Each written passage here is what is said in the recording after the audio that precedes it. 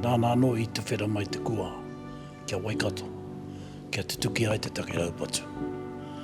Kia te tuki ai te amatau kereeme, ko tahi rau, 30 mārua tau e tatari ana. Ka tainoa ki te wā e whakamanatia ai te whakatutukitanga, ki wānganui a mātou me te karauna, ko tahi rau 30 mārua mātou tatari ana.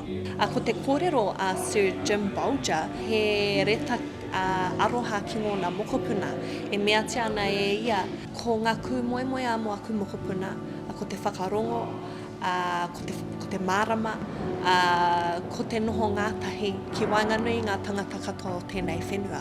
Wai hoki, ko ana kupu whakamutunga, kia wehi kore ki te tangata whenua.